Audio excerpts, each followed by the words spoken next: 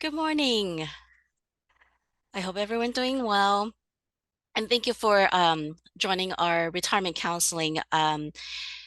For those of you who had a counseling session, you'll find this very familiar. Um, but it's good to have a group counseling that everyone can have the same knowledge and you guys can go back and discuss um, different topics um, regarding your retirement. Let's go ahead and start our topics for today. We're going to cover how you can prepare to retire. Retirement information is we're going to cover a lot in this category. We're going to cover from leaving employment, what are your options, retirement eligibility, retirement dates, reciprocity, unused sick leave, purchases, divorce, and retirement payment, and also working after retirement. So that's all under retirement information. And next, we're going to go into retirement formula and payment options, the different options that you can choose from. Next will be health benefits, followed by how to apply to retire. And then lastly, our web member services account, which is the login account that you have with the Sarah. Okay. All right. First topic is preparing to retire. Very first thing, to prepare yourself. This is a counseling session. It's more, if you had attend a one-on-one counseling session, it's more tailored to each member. To get a more detail, you should attend Mike's pre-retirement seminar, and the next one is coming up February 15th. Okay. And just real quick, if you are not available for a live one, we have all the recordings of the past pre-retirement seminars out on our website. That's correct. And it's posted everywhere when you apply when you sign up for a one-on-one counseling session. That's the very first question it's going to ask you. Have you ever watched the or attended a pre-retirement seminar? Thank you, Mike. And you also would want to confirm your retirement eligibility, which we will be going over how you can meet the retirement, become eligible for retirement. Choose your retirement date. Technically, you can pick any date you want to retire on. However, we do have some tips and provide you those information so that you can choose the right date for you. To prepare for retirement, you also would want to run an estimate sometime at least once or as many times as you want. That will help you prepare yourself for the retirement. You also would want to take into consideration the cost for medical, dental, and vision. We'll go over more in details with the health benefits. Next is submitting all your required supporting documentation to us, Sarah. That includes your birth verifications, marriage certificate, and social security card for your spouses. So those information are all available on our website. Before yesterday, we sent out the retirement preparation guide. On there, there's a link where you can go on and check what supporting documents you need to submit to Sarah. And to prepare, you would also want to submit a request to schedule a one-on-one counseling session. And when do you want to do this? You can schedule the retirement session as early as 6 months. You can call us 6 months in ahead, but we will schedule your counseling session within 3 month period, within a 3 month, which is 90-day period.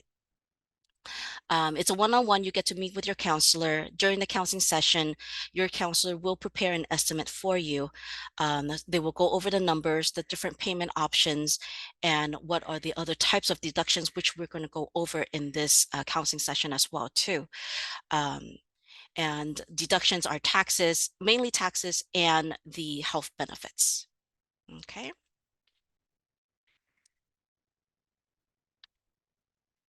All right, let's go into the retirement information. In this category, we're going to cover a lot of information related to your retirement. All right, so first thing, leaving employment. So when you leave employment, regardless if you're terminating because you're looking for another job, uh, or you're terminating because you are retiring. So regardless of the reason why you're leaving your position, these four options are available to you. Number one, you can continue to leave your contributions and interest with the SARA, meaning that you'll be putting yourself on deferred status and retire at a later date. Okay. Option two, if you are planning to work for another public agency, you can establish reciprocity. You just want to make sure that you start the other agency, you want to enter the other agency within a 6-month period. So that is one requirement in order to establish reciprocity. And by establishing reciprocity, you will not be starting from ground zero. If you already have 5 years with a SARA, moving on to another public agency will automatically make you vested with the other agency. And with reciprocity, you will be able to we'll share salary data. So whichever system you have the highest salary, we will be using that to calculate your benefit. And keep in mind, the salary is one of the factor that will increase your retirement benefit. Okay. Third option, you have the option upon your separation, you have the option to withdraw your contributions and interest that you have accrued. This is your account balance. Or you can roll that over to another traditional IRA account. If you go with this option, you are forfeiting all of your retirement benefits and you're no longer an SARA member. So highly recommended that if you have many years with a SARA, you don't want to go with this option. But a lot of members have different financial needs, and some members may want to go with this option, but it's not recommended. And fourth option is retiring and receiving a monthly allowance for the rest of your life. Okay. And this is our focus, is to receive a retirement allowance for a lifetime. All right, so moving on to eligibility for retirement. So it's with option one, we have age 50 and with service credit of 5 years and membership 10 years with a SARA. Option two, at any age and have 30 years of service credit. And option three would be at age 70, and the service credit can have any. You can have one, and you can still retire at age 70. Okay.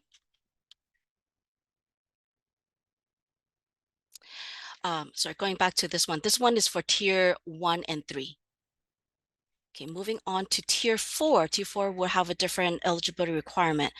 So with option 1, you must be at least age 52 with 5 years of service credit. And option 2 would be age 70 with any service credit. Okay, this is for tier 4.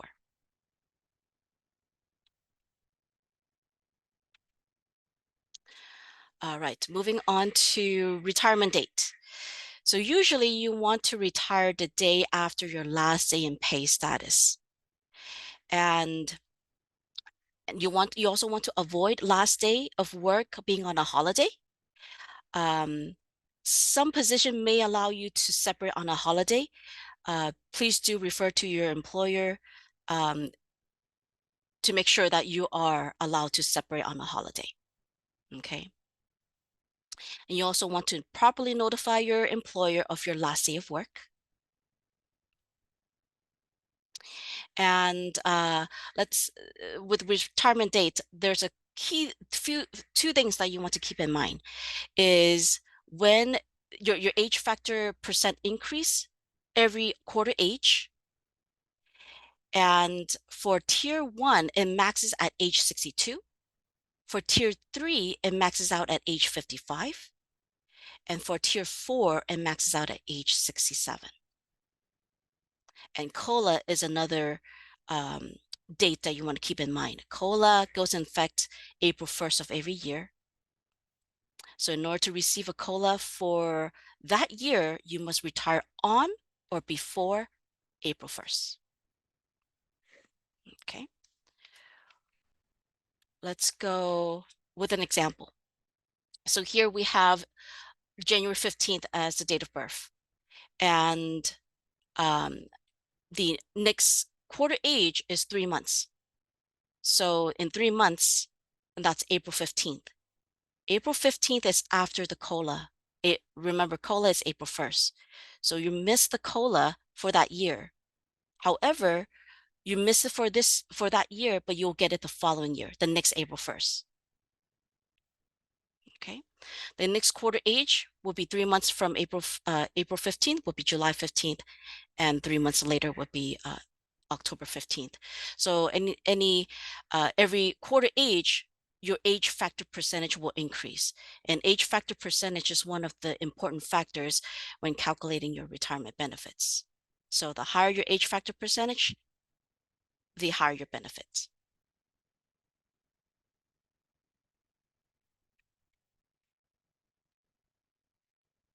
Okay. Here is an example of our age factor percentage chart. This is just a summary of the chart. It's broken, it doesn't have the quarter age in here, but if you visit our website, www.acera.org/age, you'll get access to the entire list of the age factor. So here on this chart, you can see that for tier 1, the age factor percentage will max out at age 62.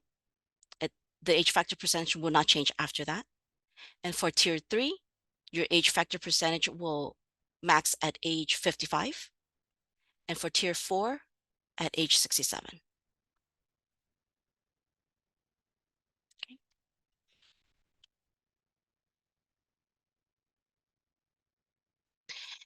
Now, when you trying to determine the retirement date, age factor percentage versus COLA, you will have to decide, should I go with the age factor increase or should I go with the COLA?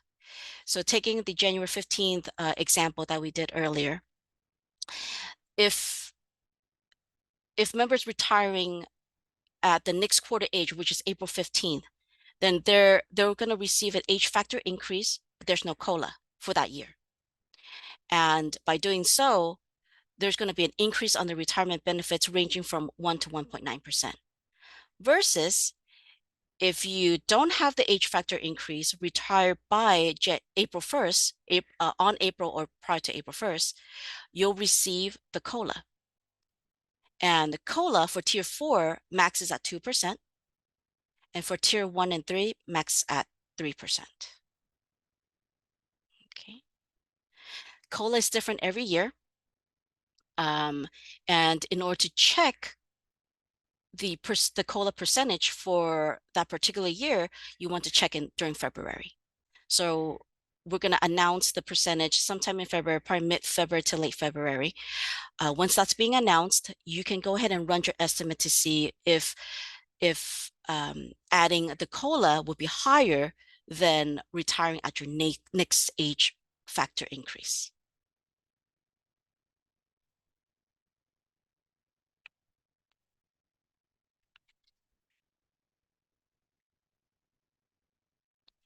Right, moving on to reciprocity.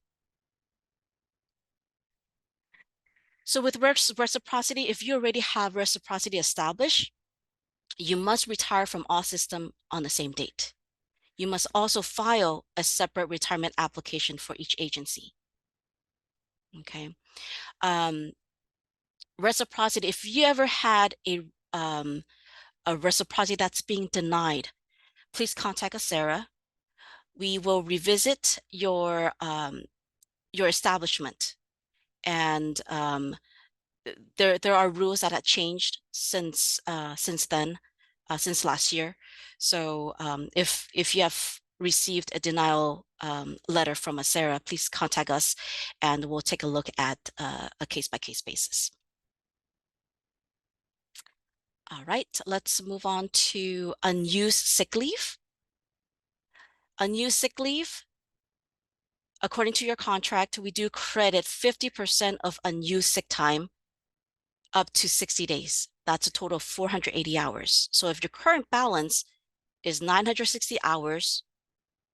That's the max. We'll take half of that, which is 480 hours. If you have more than 960 hours of sick leave, the rest will not be used. Okay. And in order to take advantage of the unused sick leave, you must retire directly from active status. And what this means is that if your last day, let's say, is on the 24th, then you want to retire the following day, which is on the 25th. And it's okay to retire on a Saturday. Okay.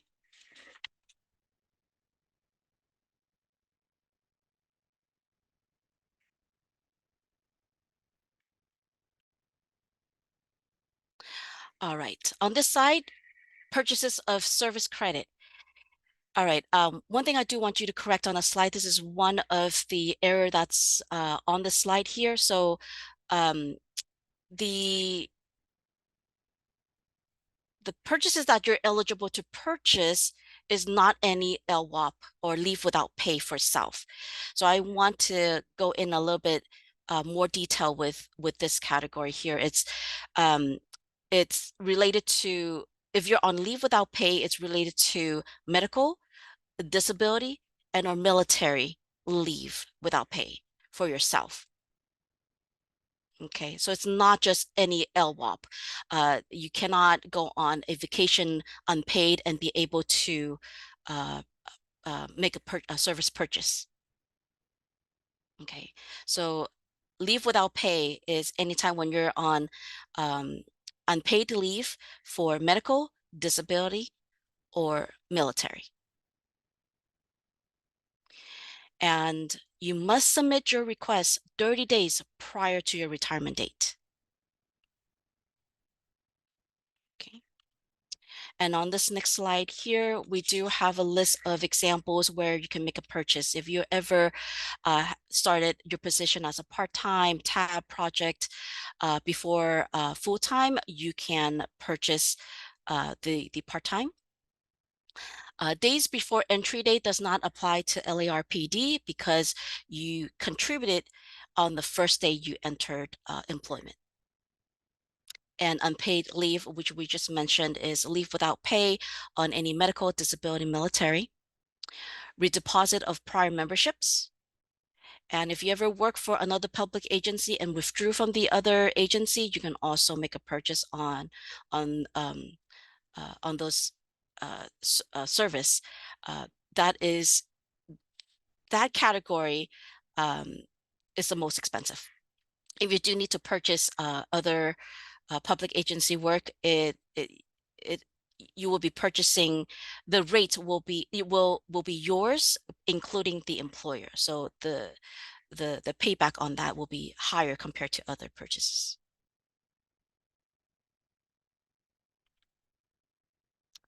All right. Next here is divorce. This is very important. To avoid any delays with your retirement, you want to submit any divorce document to ACERA. We do need the final judgment in all pages that you have. Um, Submit those to ACERA for review. Um, and if there's any insufficient documentation, that will delay your first retirement payment. Okay, and we only need documents, divorces that is during your ACERA's membership. If it's outside of your ACERA membership, we do not need those documents.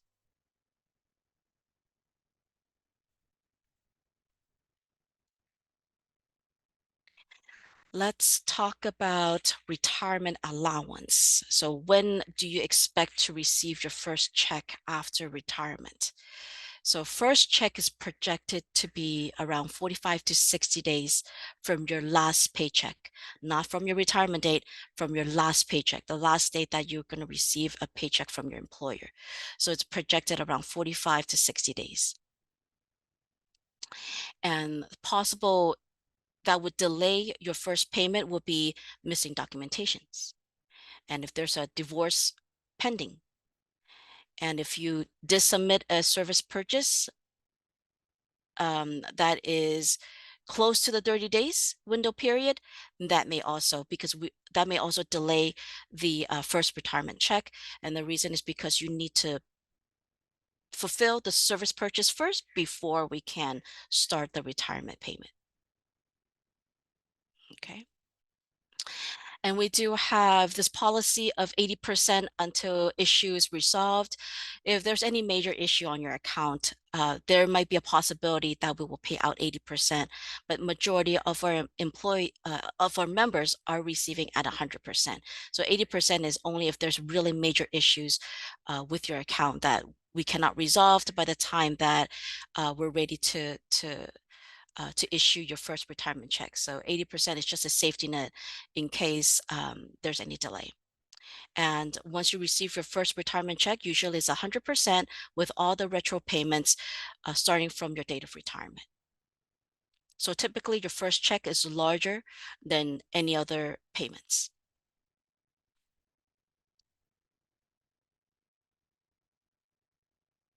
Okay. Direct deposit is mandatory. Um, you cannot deposit into a trust account or a business account. It must be a personal bank account, and it can be a checking or savings account. And payroll date, after you receive your first check, you will be paid on the last business day of each month.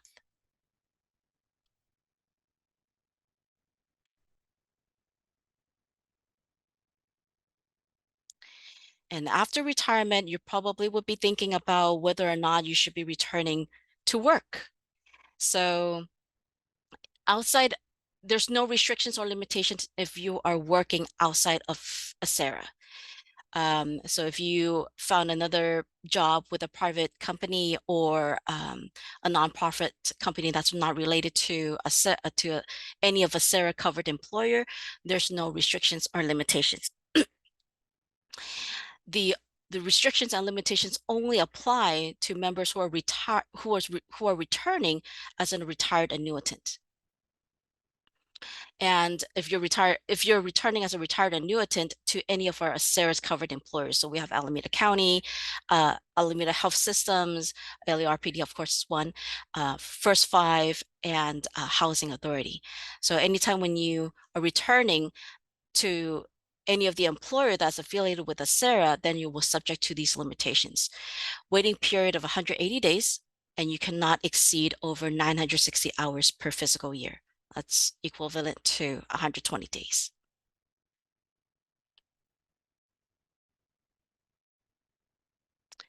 All right, moving on to estimates. So this topic here is have you understand the important factor that goes into the formula, your retirement formula, and then we'll go over the different options. Payments options is really important. Once you select the payment option, that you cannot change it. That's fixed for the rest of your life. Okay. So three main important factors when calculating your benefit. Age factor percentage, which we went over this earlier and we'll be touching this again. Service credit is another important factor in calculating your retirement benefits. And third is your highest average monthly salary. And by taking all these three factors, when you multiply all three together, that will be your monthly retirement allowance.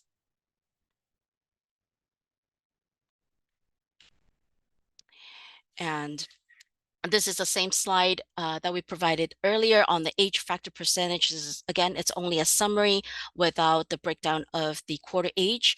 And this is one of the factors. So if you are at age 50, tier one, then you're at 1.34%. This is just an example. You will take that one number and plug it into your formula. Okay. So again, tier one maxes out at age 62 on age factor percentage, tier 3 max at age 55, and tier 4 at age 67.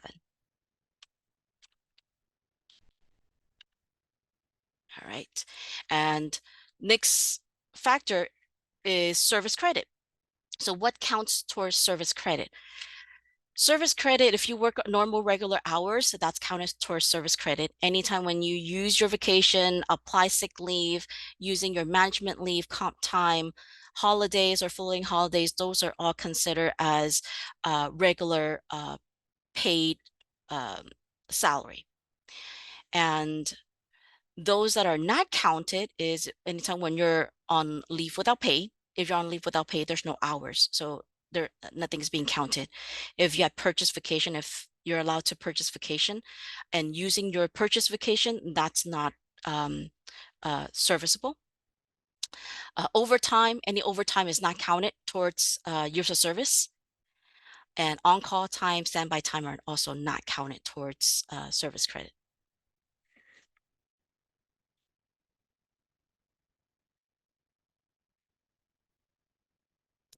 All right. In this example, we have I'm going to use a 2% age factor percentage. So this is 2%, and this member had 20 years of service. So now you have two numbers. So one is the age factor percentage and one is the years of service. Okay. So the next number is calculating the highest average monthly salary. So it's also based on tiers. If you are tier 1 and 3, we will be taking the highest consecutive 26 pay period or 12 months and taking an average of that to come up with the highest average salary. For tier 4, we will be taking 3 years of your highest consecutive pay periods, equivalent to 78 biweekly or 36 months.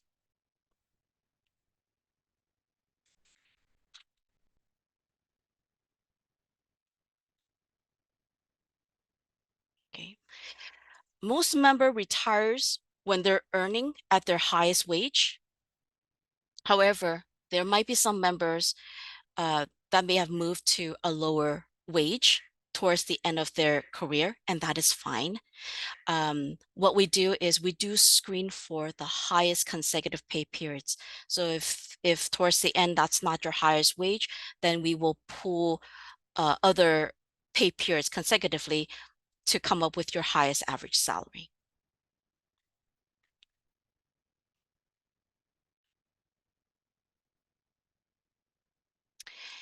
And here in this example, we took the 2% age factor percentage, multiply that by the 20 years of service to get 40%.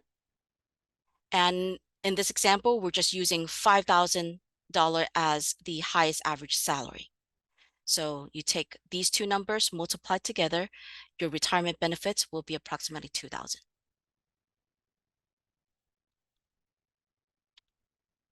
And this is monthly.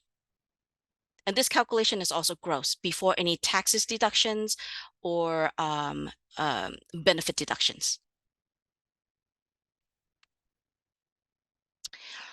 Some information that you want to keep in mind, these are limits on the monthly benefits. So we do have a few caps that we want to go over. So there is the highest average monthly salary cap, that's going to cap at 100%. Your retirement allowance will not go over your highest average monthly salary.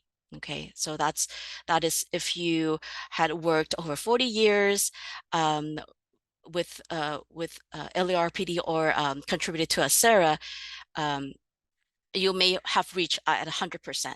So we will not go over paying at 100%. There's also the IRS 415B limit. So this applies to if your retirement allowance is over the 275,000 per year. Not that we're not paying you over that amount. It's just that ACERA will pay up to that amount. The rest will be funded by your employer. Okay, so there might be a possibility if you are receiving over 275,000 per year, you'll be receiving two separate payments.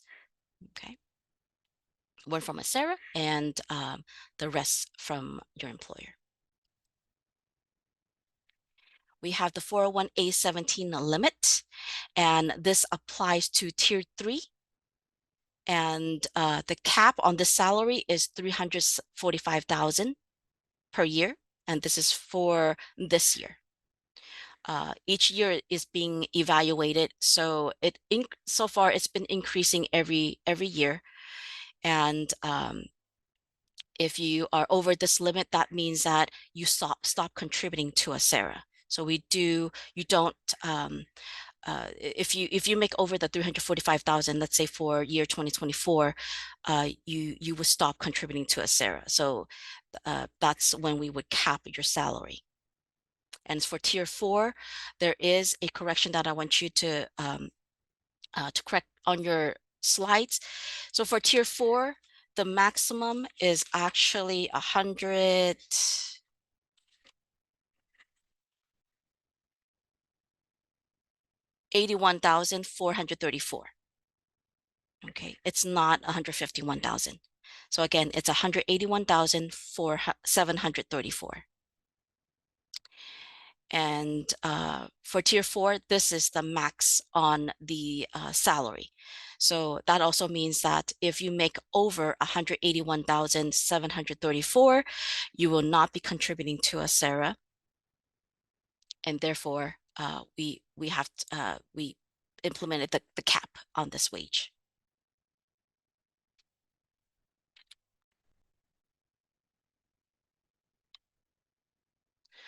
All right. Anytime when you have an increase on any of these three factors will increase your monthly retirement allowance. So anytime when you have an age factor percentage increase, it will increase your retirement allowance. Same goes for your service credit. The more service credit that you have, the higher your retirement allowance, and of course your salary.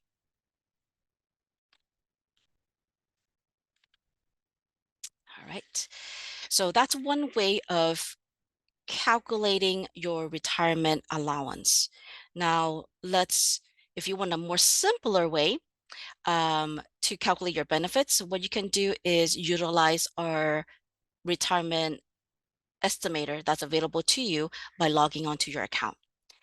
So this is our website. When you click on login sign up, um, if you don't have an account, it's a really simple process. It will probably take you less than 5 minutes to set up your account. If you forgot your password, feel free to give us a call. We will be able to reset your password for you. Or if you do need to change your email address and you're having trouble resetting or changing your email, feel free to give us a call. We'll be able to reset that for you as well. Okay. Once you log into your account, this is the first screen you're going to see. Actually, no, this is not the first screen you're going to see, probably the second screen that you're going to see. On the left-hand side, on the left panel, you want to click on Estimate a Benefit. Okay. And then you enter your separation date. You can choose any date that you like to separate on. You can take into the factor of your age factor percentage prior to, on or before April 1st. You can enter any dates and run as many estimate as you like. So first you have to enter the separation date and your projected retirement date. Just be sure that your retirement date is a day after your separation date. Then you hit calculate, which is that blue button right underneath the projected retirement date. Once you hit the calculate button, then some numbers will populate right in the second category, which is the projected service credit and the projected final average salary. You have the option to override. If you're not doing any purchases, I recommend that don't do any override on here. Just run an as-is estimate, and that will give you a better idea. You don't want to override your final average salary as well, unless you're projecting maybe 10 or 15 years from today. Then you can project or play around with the numbers. But if you're running an estimate for today or in the near future, don't override your average salary. Just use the estimate based on what we have in our system, and it reflects real time with what we have in our system as well too. Right down below, it allows you to enter your beneficiary information here for continuance benefit. And by definition, continuance is someone who will be receiving a lifetime benefit if anything happens to you. In most cases, if you're married, you'll be entering your spouse information, and then you'll click estimate, the blue button right down below.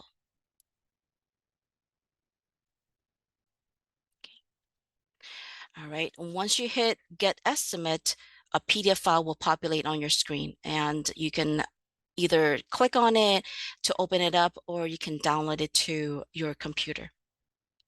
So when you open up the PDF file, this is the retirement benefit estimate. And on the estimate, you will have the separation date and the retirement date.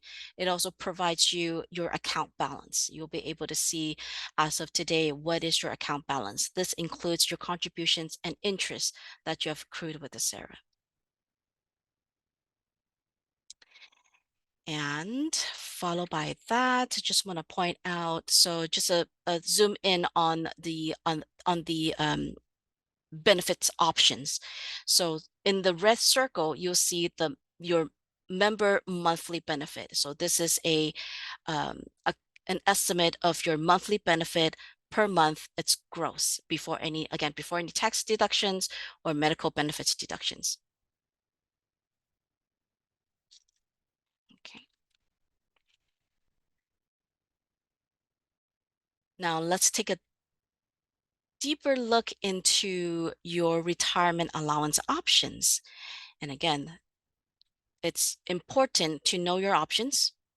And once you make a selection, once you start receiving your retirement allowance, your payment option is fixed. First option is the unmodified option. Unmodified option is available um, to all members, regardless of your marital status. If you're married or single, the unmodified option will be available to you. If you have a spouse, 60% will be paid to your spouse if anything happens to you. And keep in mind, the unmodified option is the highest calculation for retirees.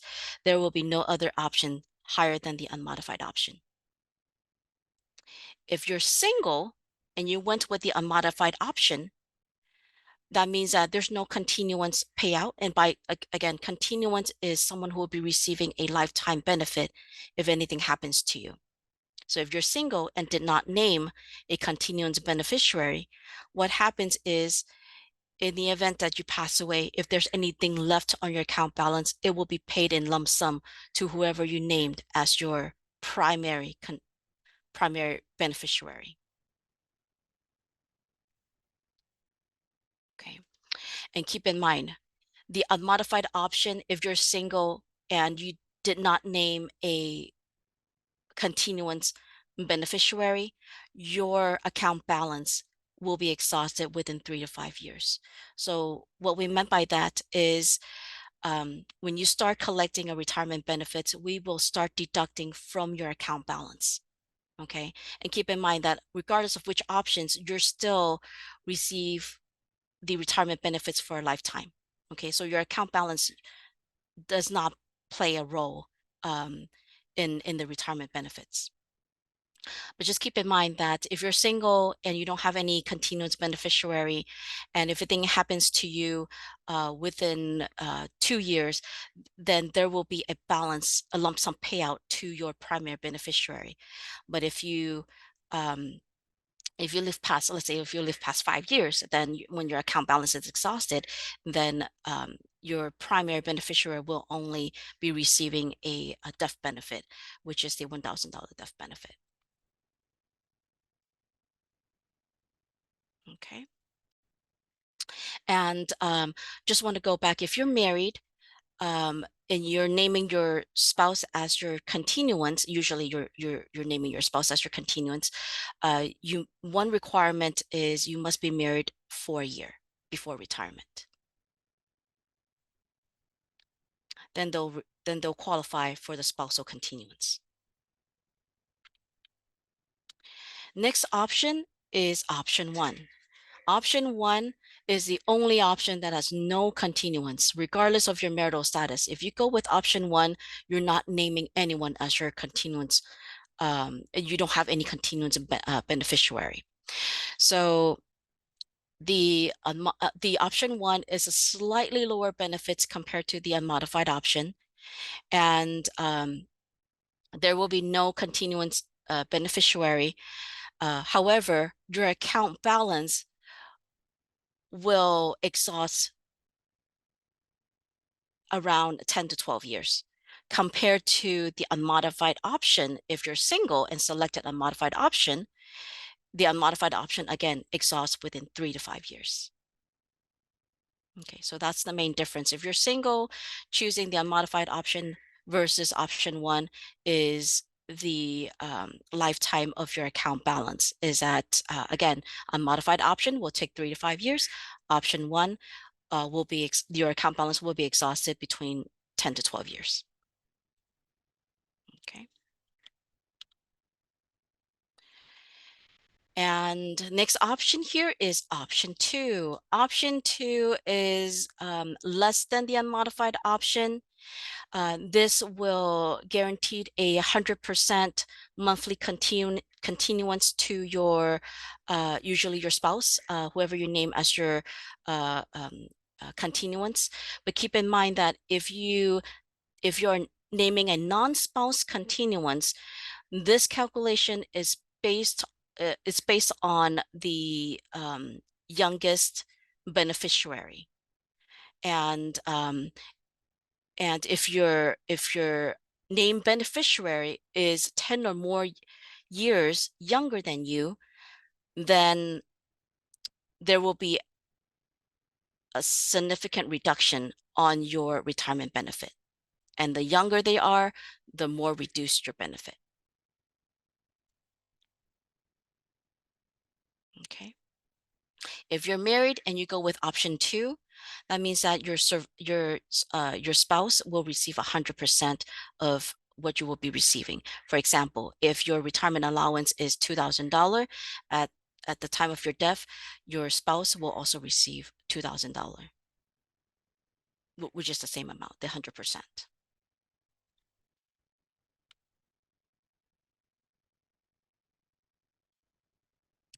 Moving on to option three. Option three is the least favorite out of all other options.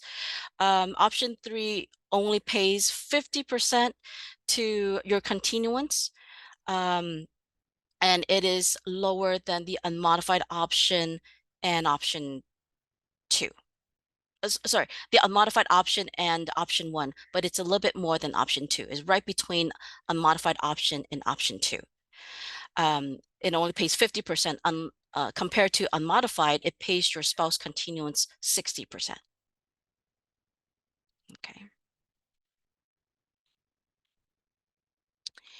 And of course, we have option four. Option four, you can name any continuance. You can name one or more continuance. You can have a spouse and children listed as your continuance. And things that you need to keep in mind is if you do want to explore option four, you need to provide us information as to what percentage you want to designate to your beneficiary. You can specify an amount or a percentage, and keep in mind that if you are naming a non-spouse continuance that is more than 10 years younger than you, then you may not reach at that 100%, and it also requires an actuary calculation, meaning it's a special calculation that we need to send out to an actuary to have that calculated. We cannot do it in-house with a Sarah. So it may take a little bit longer when you are naming a non-spouse continuance with more than 10 years younger than you. Okay. And if anyone's interested in doing the option four, again, you do need to provide us your beneficiary information. And as part of the counseling process, they will walk you through this process when you do want to explore this option.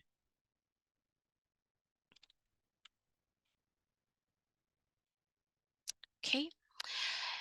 And that is the, so we went through running an estimate, calculating manually. And the second was to run an estimate using our online tool. And the third option here is if you need an estimate and you can't do the online estimator or you can't calculate it by hand, that's fine. You can always submit a retirement estimate request form to us. And the forms, you can download this form here at acera.org/forms.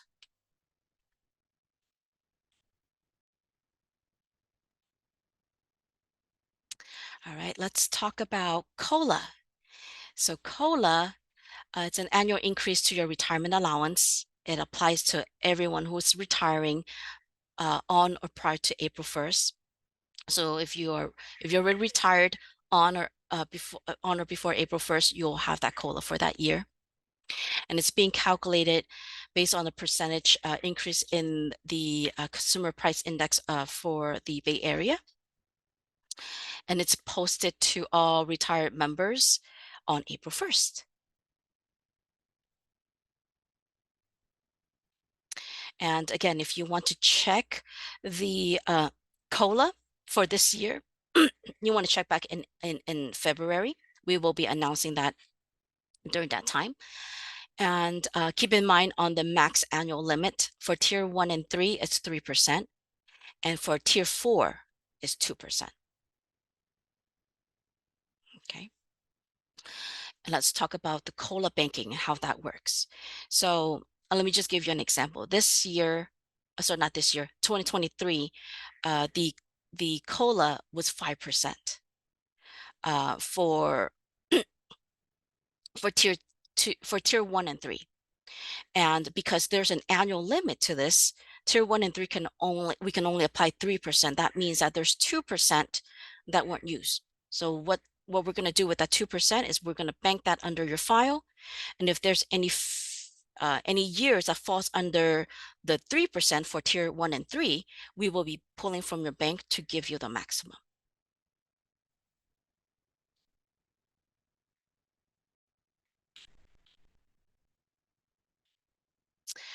Types of deductions that you want to keep in mind after retirement or when you're preparing for retirement is tax withholdings. There's federal and state tax withholdings. You they're optional whether or not you want to withhold taxes. And if you don't, there's a section for you to just check off a box that you don't want any tax withholding.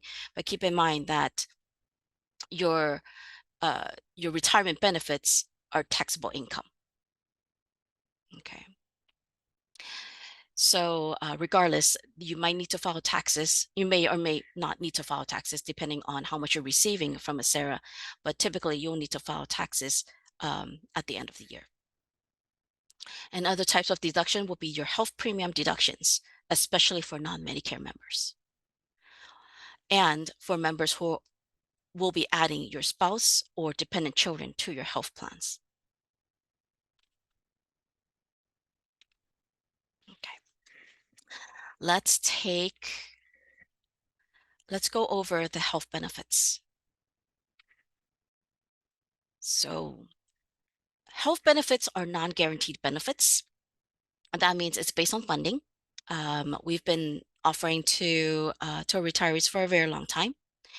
And we also have the medical subsidy. So we have medical subsidy, we have dental subsidy, and we also have vision subsidy. And the medical subsidy is based on how many years of service that you have with Acera. Okay. And it starts with 10 years. So with 10 years of service, you receive half the subsidy. And we'll go over the numbers. Half the subsidy doesn't, even if you receive full subsidy, doesn't mean that it will fully cover the cost of your health benefits, especially for non-Medicare. So we'll go over that in a little bit. So with 15 years, you receive 3/4 of the monthly medical allowance. So MMA stands for monthly medical allowance. And if you have over 20 years, you'll be receiving the full subsidy. And for dental subsidy, Anyone with more than 10 years of service will receive full dental coverage. And you'll also receive 100% vision subsidy with more than 10 years of service. And you'll also receive the Medicare Part B reimbursement. This is number 4 here, Medicare subsidy, when you have more than 10 years of service. Okay.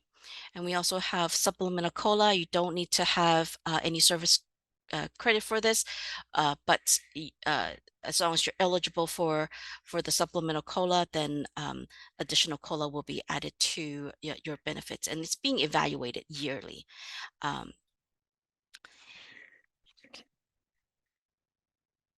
All right, let's go over the monthly allowance. So again, it's a non-guaranteed, non-vested benefit for retirees, and it starts with 10 years of service. It helps offsets your cost, your out-of-pocket cost, when you choose an ACERA-sponsored medical plan. And we have different plans for Medicare versus non-Medicare members. This monthly medical allowance is set annually by the Board of Retirement, and it fluctuates year to year. And any cost that exceeds the MMA will be your responsibility. And this benefit, it's not available to your dependents, your spouse. It's only for the member.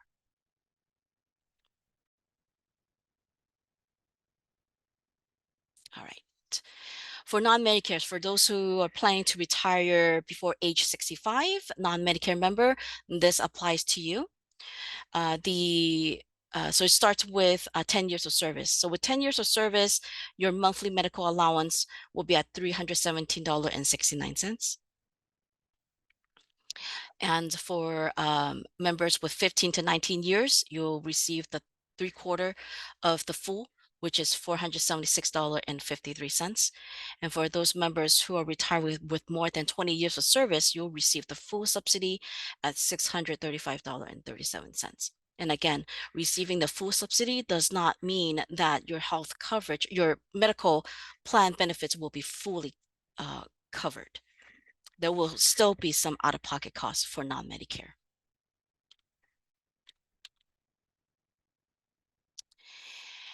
And here are the list of different medical plans that we offer for non-Medicare. That's generally under the age 65. There's the Kaiser Permanente HMO plan.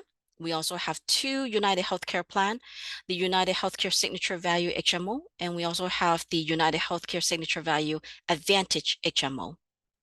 And the fourth option is an individual plan with VIA benefits. And we'll go over in details when and who can elect or select a VIA benefits plan.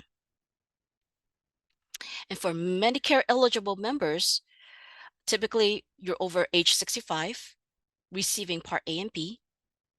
And the options are Kaiser, Senior Advantage, or VIA benefits.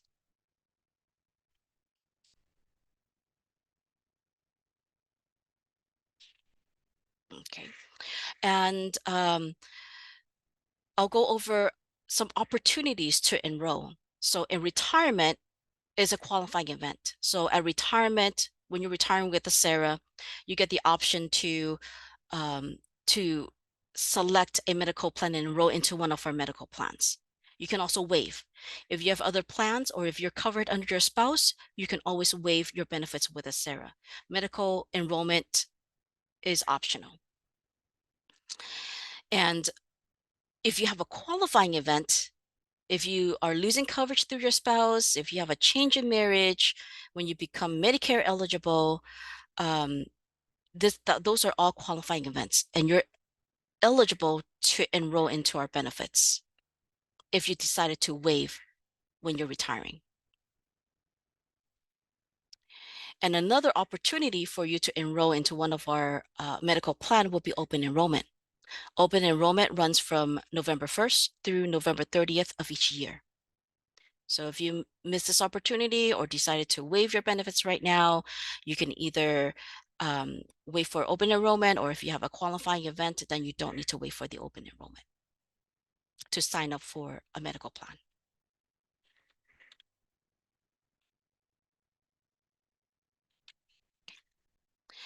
All right, and just want to go over the more information is on the enrollment guide. This is like our plan book on health plans. So read through the document. It's really has a lot of information on there. It helps breaks down the Kaiser coverage plan, the different United Healthcare plan. Just want to go back to that previous slide here. So if you're not familiar with United Healthcare, there are two under the non-Medicare, there's two United Healthcare plan. One is the Signature Value HMO and one is Advantage HMO. So the Advantage HMO is the one that you have to go within their network. It's much more affordable in terms of your out-of-pocket cost, but you have to be familiar with utilizing the network within United Healthcare. So, and the breakdown of those benefits is in the retirement guide, and feel free to visit our website and read up on that. And here is the cost for the non-Medicare plan. This is without applying any of the subsidy. Okay, as you can see that the Kaiser rate is in between the United Healthcare Signature Value and the Advantage plan. And the lowest of all is the United Healthcare Signature Value Advantage plan. But again, with the United Healthcare Signature Advantage plan, it's just like Kaiser. You have to use doctors within the Advantage network. Okay. And this is just one example. There's Southwest Plus example of a table of the plans for non-Medicare. There's Self Plus One and Family, and copays. They're all $15 for copays. And it's for more information of what's covered, go ahead and visit the enrollment guide. Now let's take a look at check stub, how it's going to display on your check stub when you have these type of deductions on, if you elected any of these deductions. So let's say that your benefit is $4,000. So on your check stub, you'll see one section with deductions, right? Deductions will be any type of medical deductions. There's dental and vision. In this example, there's only Kaiser, but you will typically see dental and vision deductions as well too. And what's going to happen is on the non-taxable subsidy side, you'll see the subsidy being applied. So one is a subtraction, one is addition. So if when you take the difference of the two, that's what you're paying out of pocket. So the net difference will be taking the gross minus deductions, adding the subsidy, and that's the net.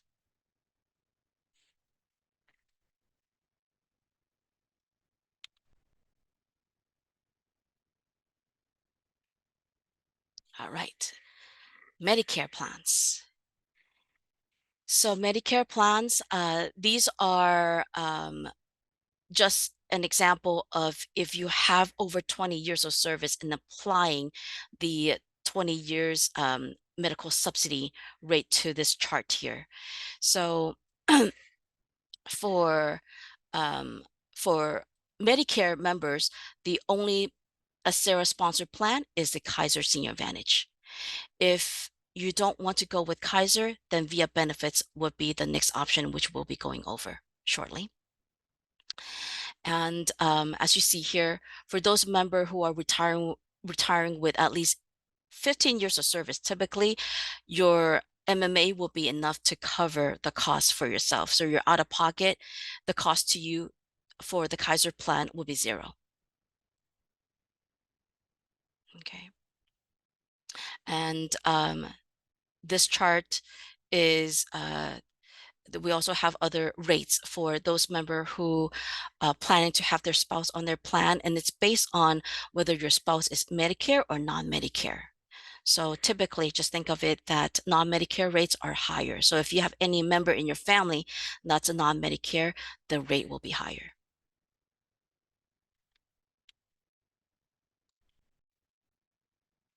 Okay, via benefits. So for non-Medicare members, if you live outside of the Acera Group Plan service area, you'll be eligible to select a plan with via benefits. For Medicare members, you're eligible to select a plan with via benefits as long as you're enrolled into a Medicare Part A and B, regardless where you resides in the US.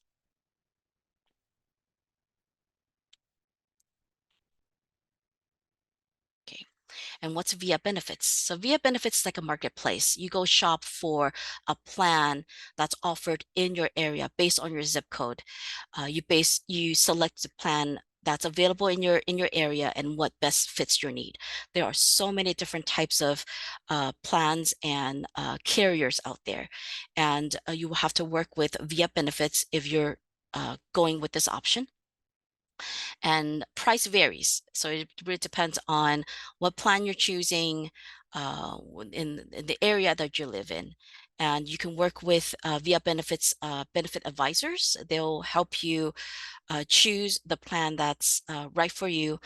You can also visit our website to if you want to explore the different plans online versus calling via benefits.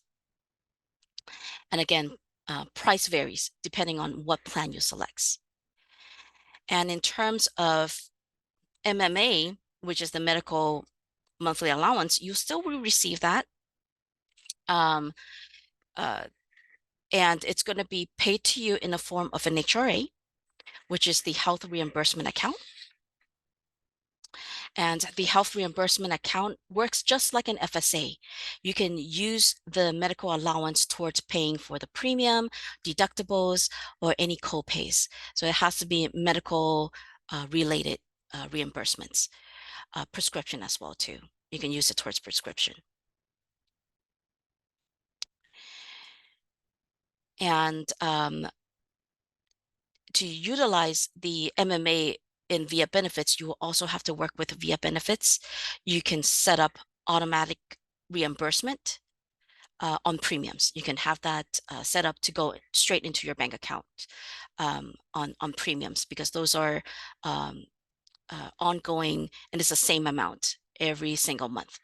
So you can have that set up with via benefits. And if you have any extras, then you can set up side reimbursement for any deductibles that you had to pay out of pocket or co-pays.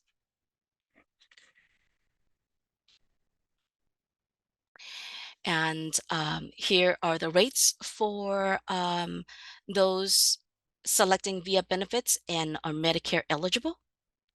The rates are slightly lower compared to non-Medicare because non-Medicare benefits are higher and Medicare typically is lower because Medicare, when you have Medicare Part A and B, Medicare is usually your primary. And by adding on a supplemental plan or another plan to help with to help subsidize the Medicare are typically lower, and on average it ranges from $200 to $300 per month.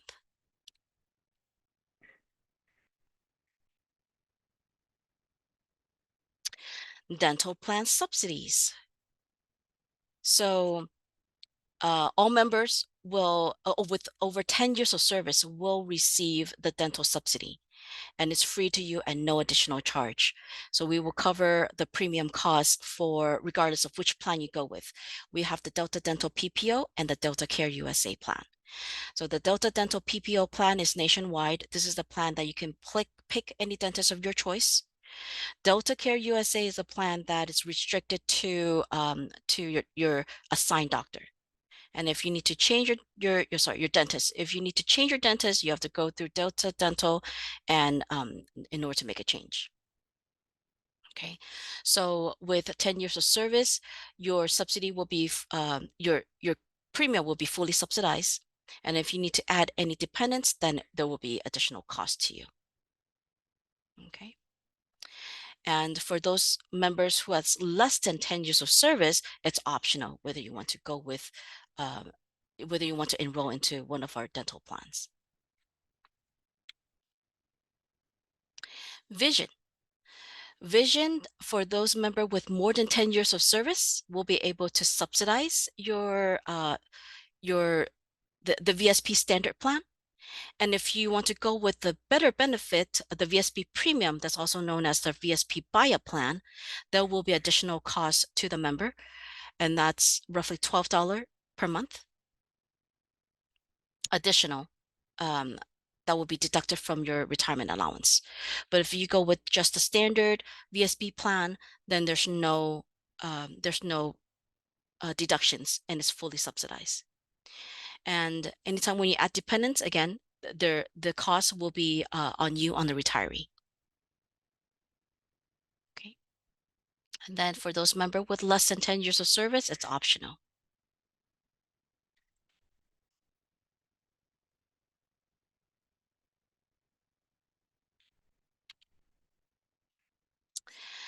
MBRP, also known as Medicare Part B reimbursement plan.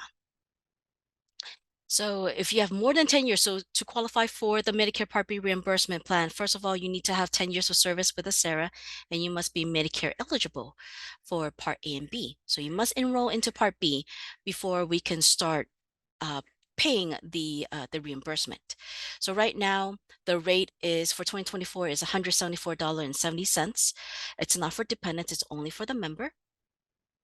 And you must maintain enrollment into Medicare Part B in order to qualify for this reimbursement. So you only need to submit a Medicare Part B form along with a copy of your Medicare Part A and B to enroll into this, to start receiving the Medicare Part B reimbursement. Okay. The rate fluctuates year to year. It's being evaluated and reviewed by the Board of Retirement. And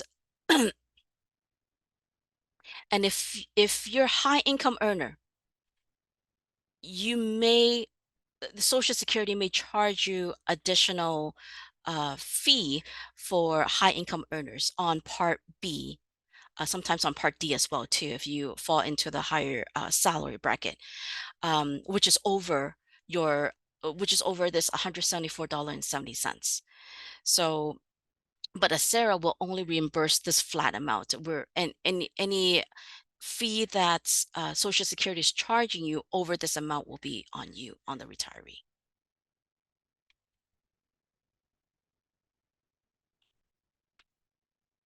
Okay. And moving on to how to apply to retire. So again, just to prepare yourself, you want to go over what documents you need to provide to Acera. Um, you can submit all your documents and just to make sure that Acera has your document in place before you file for the retirement application. On your Acera login, you want to change your email address if you're logging in using your work email address before retirement. Highly recommend to go in and change it to your personal email because after you leave your job, you will not have access to your to your work email. So be sure to change it to your personal email if you have a chance. Notify your department. Let your employer know that if you already have a date, let them know, notify your department properly, and there might be additional paperwork for you to complete. Okay. And set up a ready to retire counseling session. So you want to have a one-on-one counseling session with our counselors. You can set up an appointment as early as 6 months before your date of retirement. The appointment will be held within 3 months of your retirement date.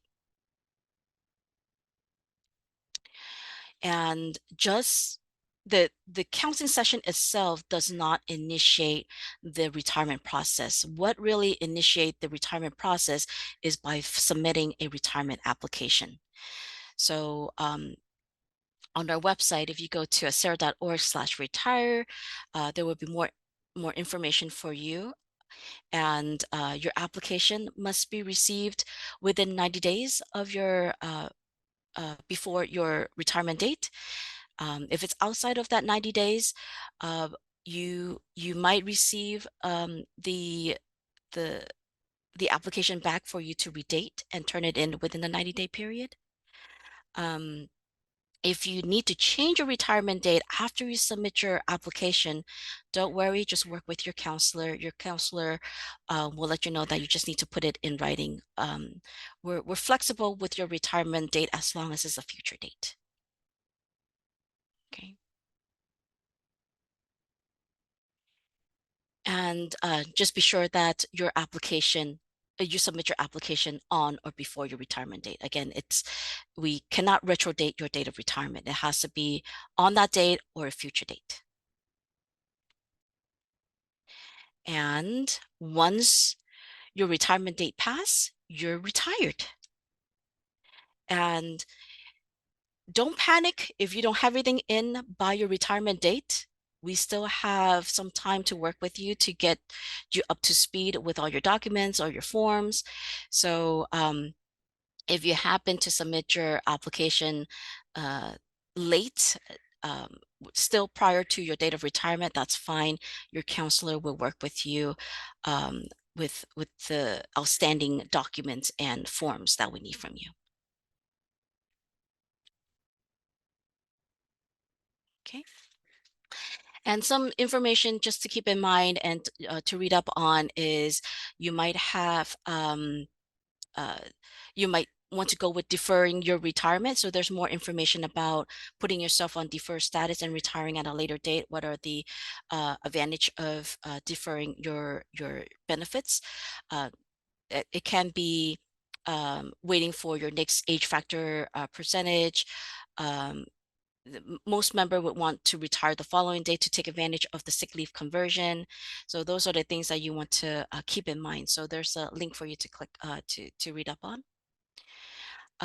Some of the other death benefits that's available to retirees. I mentioned the if you have no continuance and you only have a primary beneficiary, there's a death benefits for them as well. So you want to read go onto our website and read more about that.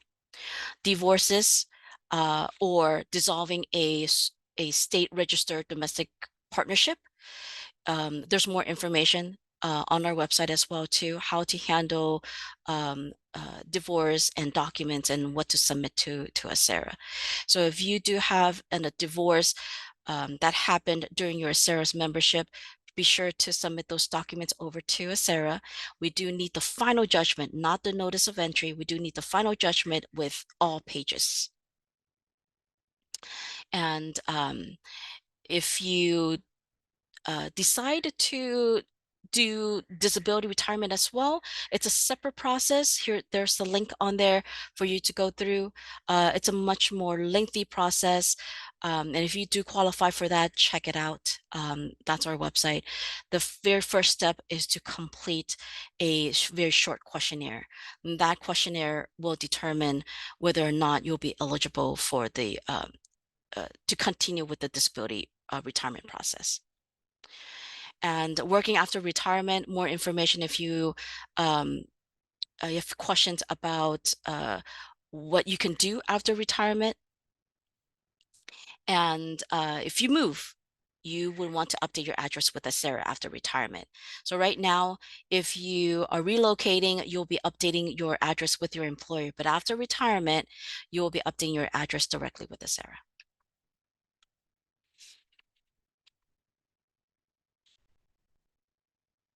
Right. And lastly, you want to sign up for ACERA's email. We don't blast emails or try to fill up your inbox. We only send important news to our members. So If you want to keep updated with what are the changes, important information about Acera's rule changes, some government rules may change, and we do publish those on our website. So if you want those updates, go ahead and subscribe to Acera.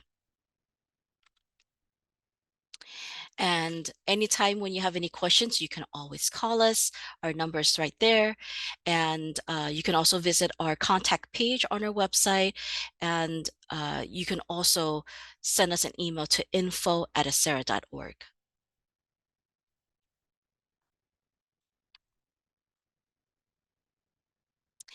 And lastly, we want to wish everyone a happy retirement. Retirement, I know it's um, it's a life-changing event, and there's a lot of decision to make. It may seem long, but but your counselor will be working with you. We have one really wonderful counselors, really patient to work with our retirees. So when you're ready, go ahead and log onto our website, do the one-on-one counseling session, and um, that's the very first thing, and we'll go from there. All right, amazing, Nancy. Thank you so much. Thank you. We're open for questions. Yeah, what questions can we answer?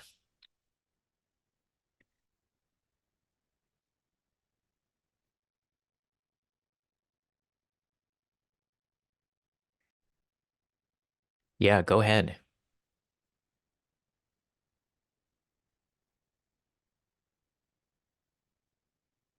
Looks like you're muted. Okay, thank you, Nancy and Mike.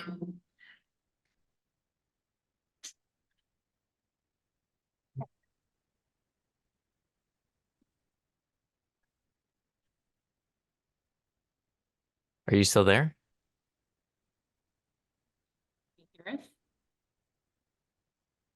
Hello? No, Are you hearing anything, Nancy? I only heard hello. Yeah. Mute my audio. Okay, I can hear that, but it's like super echoey, like you're in an aquarium. Can you hear me now? Yes. Yes. Okay, so thank you so much. I understand about the averaging of the last pay periods to get the best salary. But what happens if an employee wants to drop down to part-time? Does that have an impact as long as they are, does that have a negative impact? Or are you still doing the same kind of calculation going back in time on their highest salary? Yes, there's no negative impact to those member going on to part-time. What that means is that there's two things to keep in mind. So if you're going to part-time, your service credit will be slower. You're earning your service credit half Right. the speed, right? And then your salary will be your if you break it down to the number of hours, your wage is still the same, right? Let's say Right. you're $50 per hour, you're still, if you divide it by the number of hours you work, you're still at $50 per hour. And so um, what that means is that we will just pull more to get to that either 3 years or 1 year for tier one and three. Okay, So Pull yeah, more pay periods pull more together. pay periods, right? okay, Yeah. thank you.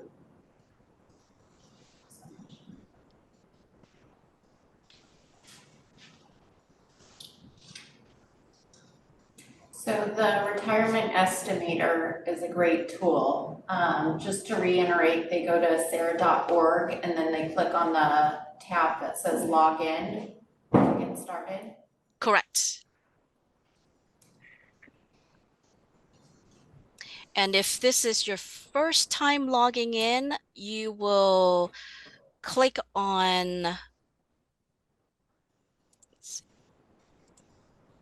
you can click on that login sign up, and then you'll sign up as a new user. And it will prompt you to enter some information. So you have to enter these information uh, correctly, which is the last four, your last name, date of birth, and home zip code. Now, participants are eligible for Medicare at 65. However, if they're covered by an employer plan, they could not register for Medicare, right? And That's correct. wait till they retire, then register for Medicare?